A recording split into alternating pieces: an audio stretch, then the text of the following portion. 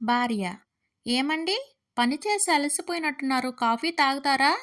భర్త మనసులో: ఎప్పుడూ లేనిది ఇంత ప్రేమ ఏమిటో, సరే ఇవ్వు. భార్య: ఎలాగో పని ఆపారు కదా, కిచెన్లోకి వెళ్ళి మనిద్దరికి చెరొక కప్పు కాఫీ చేసుకొచ్చేయండి.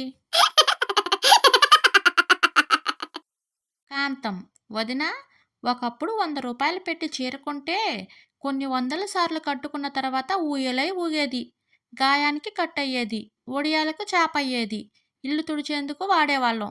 అదే ఇప్పుడు 10,000 పెట్టి కొన్న పట్టు చీరైన పట్టుమని 10 సార్లు కట్టకుండానే బీరువాలకు పరిమితం అవుతుంది. సరళ: నిజమే వదినా. ఫోన్లో సీరియస్గా చూస్తున్న భార్యతో భర్త: ఏంటే, గూగుల్లో అంత సీరియస్గా ఏం వెతుకుతున్నావు? భార్య: పొద్దున్న మేడ మీద ఆరేసిన చీర గాలికి ఎగిరిపోయిందండి. గూగుల్లో ఏది వెతికినా దొరుకుతుందని మీరేగా చెప్పింది, అందుకే వెతుకుతున్నా. డాక్టర్: ఏంటి కుమార్, ఏంటి నీ సమస్య? కుమార్: ఏమీ లేదు డాక్టర్ గారు, ఒక్క తెల్ల వెంట్రుక పీకేస్తే పక్కనున్న మిగతా వెంట్రుకలు కూడా తెల్లగా అవుతున్నాయని ఎవరో చెబితే నల్ల వెంట్రుకలన్నీ పీకేశాను. ఇప్పుడు అసలు వెంట్రుకలే రావడం లేదు. భర్త: ఏమోయ్, కూర ఏంటి ఇలా ఉంది, నువ్వు రుచి చూసావా? భార్య: ఆ కూర మీకోసమే వండానండి. మొన్న డాక్టర్ గారి దగ్గరికి వెళ్ళినప్పుడు మీ కంటి చూపు కోసం ఆకుకూరలు ఎక్కువగా పెట్టమని చెప్పారు.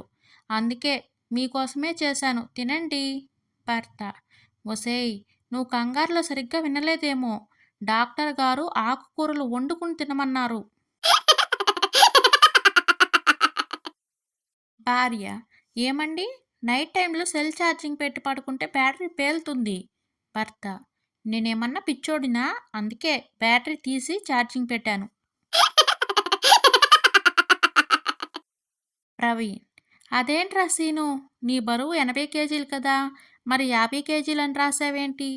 సీను: పెద్దవాళ్ళేం చెప్పారు, మనకు ఉన్నదని గొప్పలు చెప్పుకోకూడదు అన్నారుగా, అందుకే తక్కువ రాశాను.